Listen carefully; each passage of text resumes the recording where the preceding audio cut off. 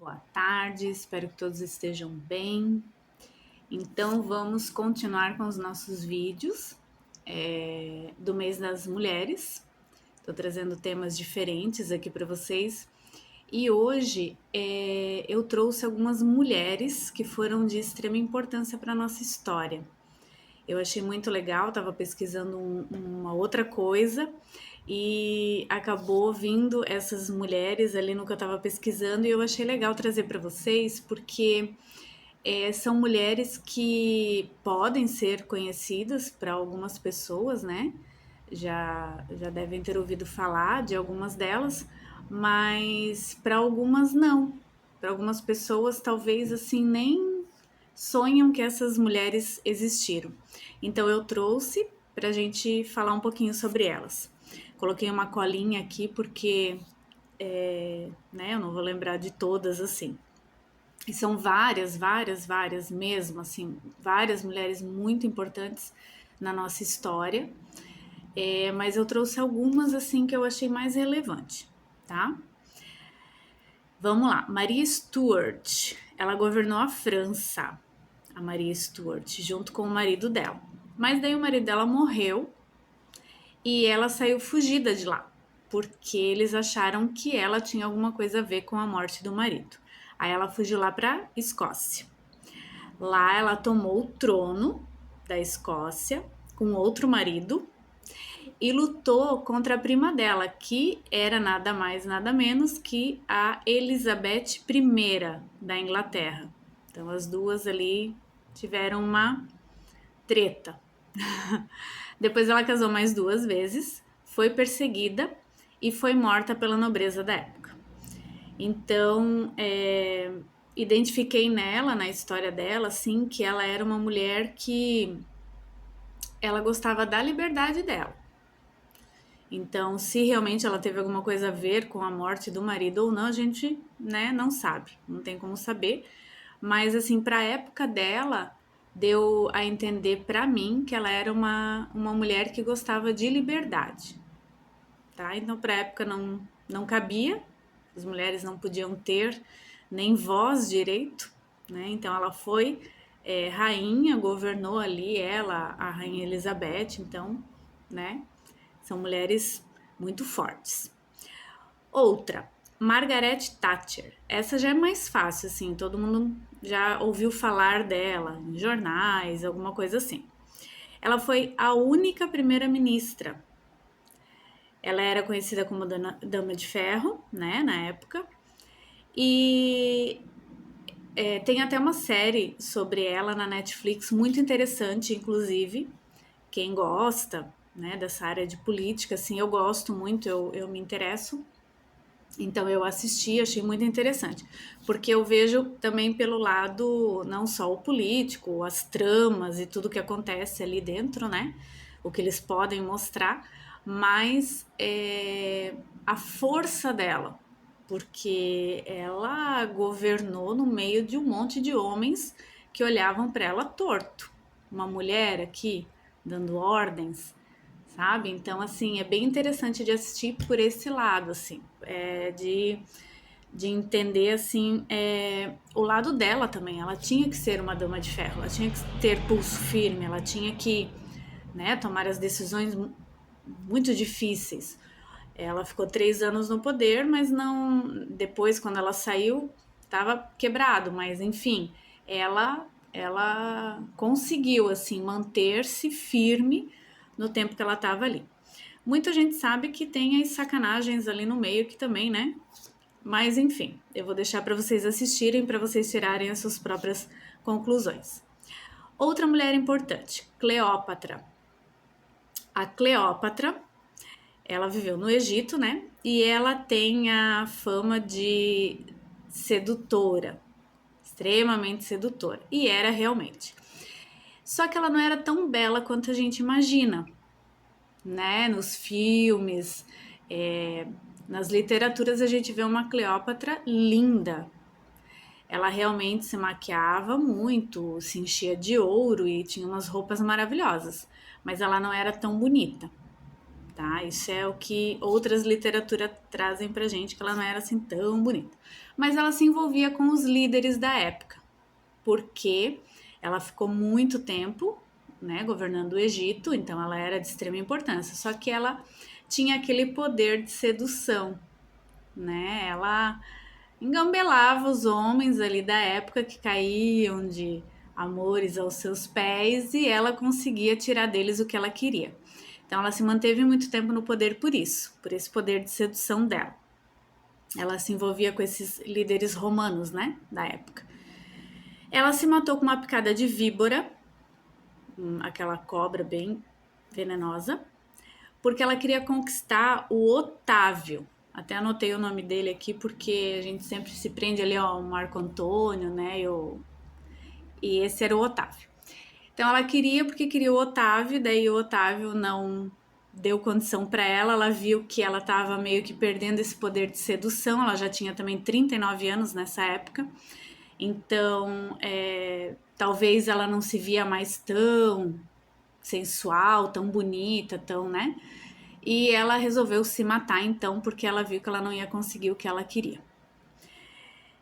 Talvez assim ela tenha se frustrado um pouco ou tenha caído em si, que nem tudo é sedução e que as coisas também que vêm através dessa sedução, dessa, né, dessa maldade, dessa malícia, assim, também não é tão legal. Depois a gente acaba pagando um preço por isso.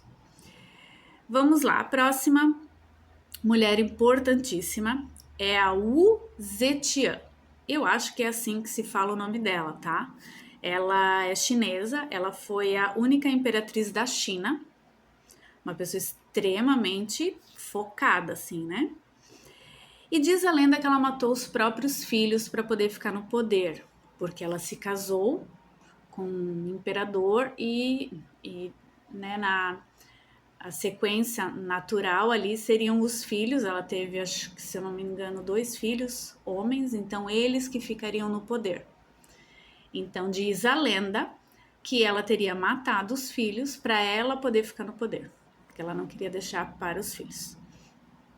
Então, né, temos aí talvez uma possível psicopata ali, que não uma narcisista, aí teria que ver, mas para a época, assim, ela era uma mulher extremamente focada, ela sabia o que ela queria, só que às custas do que também, né? Se realmente for verdade essa história dos filhos, aí não é muito legal.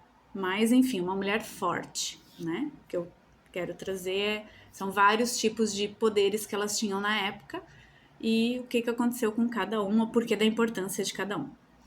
Chiquinha Gonzaga, agora aqui no Brasil. Compositora, maestrina e pianista, ela que compôs aquela música Abre Alas, que a gente sempre escuta nos carnavais, assim, mais em salões, né? Carnaval de rua, não sei porque não sou muito adepta, mas ela que compôs essa primeira canção, Abre Alas. Ela é filha de militar e ela é neta de escravas. A avó dela era uma escrava, o pai dela militar e a mãe dela era mestiça. Então, para a época também, né? Imagina, uma mulher se interessar por música, filha de militar, o pai devia ser extremamente rígido também.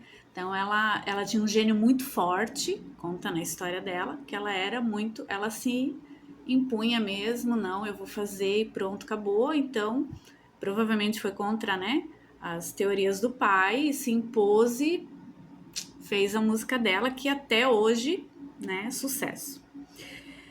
Outra mulher importantíssima, além de todas nós, né, gente, mas assim, são as que fizeram história. Dandara. Dandara, confesso que eu nem sabia, não tinha conhecimento dela. Ela foi companheira do Zumbi dos Palmares. Lembra quando vocês estudam na escola, né? A gente estuda sobre os Zumbi dos Palmares, que eles lutaram quando o Brasil era colônia, eles lutavam contra a opressão dos colonizadores e tal, então ele foi um ícone muito importante e ela foi companheira dele. E ela era batalhadora. Assim, tudo que ele ia, fazia, ela ia atrás e lutava junto, muito guerreira, muito guerreira. Dandara, além de ter um nome lindo, né? Acho lindo esse nome.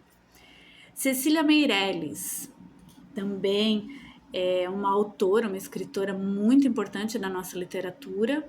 Essa também, às vezes, vocês já devem ter ouvido falar em algum momento, né, na escola, já leu algum livro dela, porque ela tem mais de 50 obras publicadas, ó. Ela fez poesia, crônica, contos, didática, entre outros, né? Então, mais de 50 obras publicadas, é um nome de extrema importância na literatura. E a última, não menos importante, é a Nilze da Silveira. A Nilze, ela foi uma médica psiquiatra, de 1926, aqui no Rio de Janeiro, no Brasil. O que a Nilze teve de importância, né? Ela, além de se formar médica nessa época, em 1926, que era uma época que não podia ter médicas mulheres, o máximo que elas conseguiam era ser enfermeiras, porque elas não tinham ainda muita voz, né? E ela foi médica, ela se formou em 1926 e ela foi trabalhar num hospital no Rio de Janeiro. E lá no hospital, eles faziam práticas muito violentas, desumanas, assim, com o pessoal lá da ala psiquiátrica, né, com os doentes mentais. Isso a gente sabe e não sei se vocês sabem, mas a gente tem uma história muito triste, assim, do começo da psiquiatria, até quando Freud começou a estudar a psicanálise, ele também era psiquiatra, ele via esses métodos assim horrendos, né, de eletrochoque e outras coisas assim mais horríveis. Então, essas práticas eram feitas lá nesse hospital do Rio de Janeiro e ela foi trabalhar lá.